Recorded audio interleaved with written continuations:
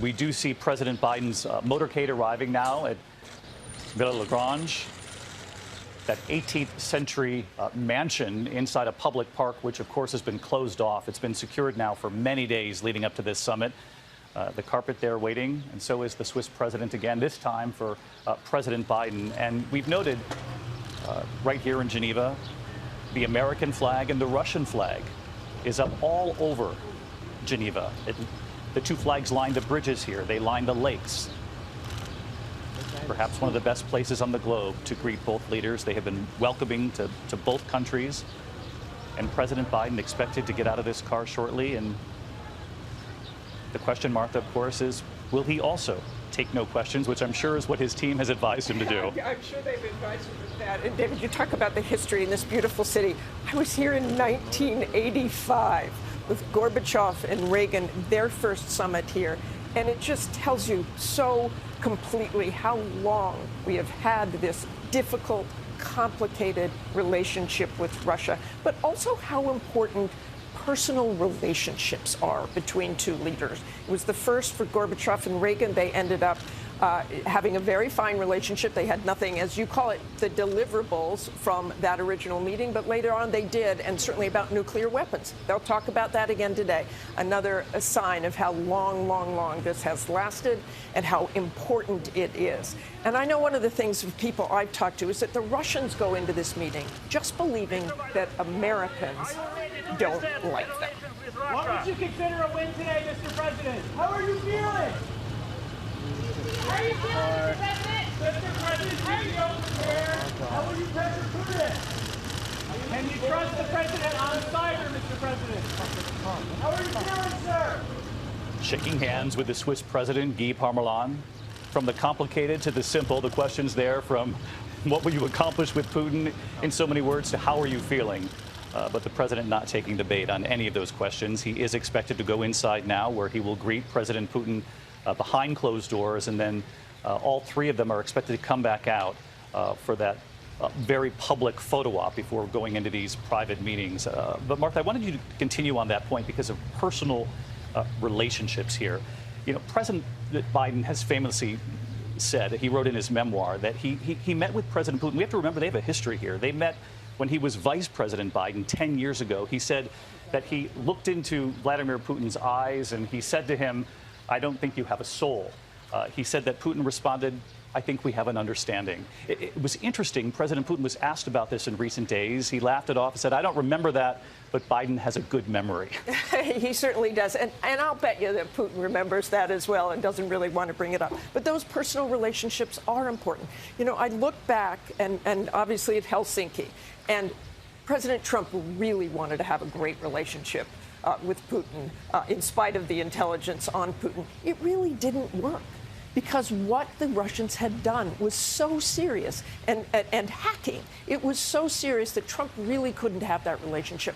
And that relationship really didn't get him anywhere. Even if you look at Kim Jong-un, you and I were both there at those summits. In one of those summits in Hanoi, President Trump just walked out. So personal relationships are important, but they're certainly not everything. America looks for action. America wants to see what comes out of a summit like this and where they can go forward from this. But I believe that in this meeting, and we heard a little bit of flattery this week, right? He called him a worthy adversary, said he was bright, talking about Vladimir Putin, Joe Biden. And you want that mix in a summit like that. You want to be tough, but you want to listen and have some sort of personal respect. Understand your differences and try to move forward. Very astute politically to observe the change in rhetoric in the days leading up to this summit. John Carl also with us, our chief Washington correspondent. And John, as Martha alluded to there, you heard just this week President Biden telling our Cecilia Vega that he considers Putin a worthy adversary. He considers him bright. You heard Vladimir Putin say that Biden is an experienced politician. He's smart. He has years behind him going into this summit. He also said that former President Trump is an extraordinary individual who didn't come from politics. And whether you agree with that or not, Putin said, he should be respected.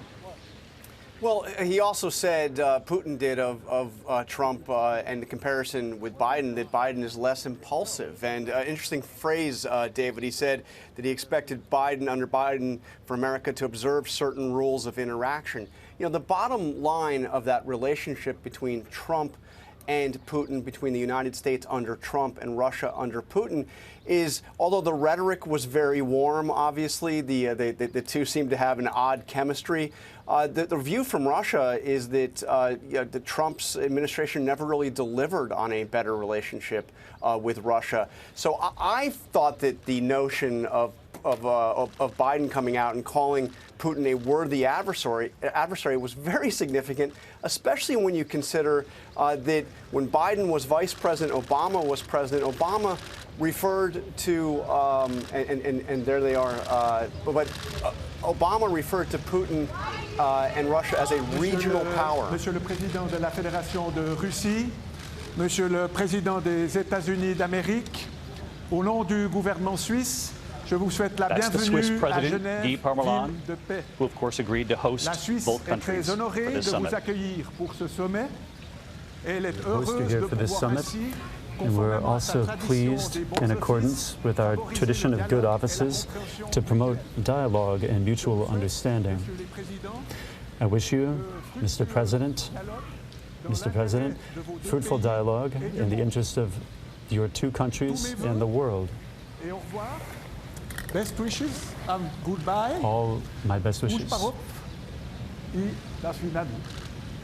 Уважаемый президент Российской Федерации, уважаемый президент Соединенных Distinguished Штатов President of the Америки. Russian Federation, distinguished President of the United States, on behalf of the government of Switzerland, allow me to welcome you to the city of peace, Geneva.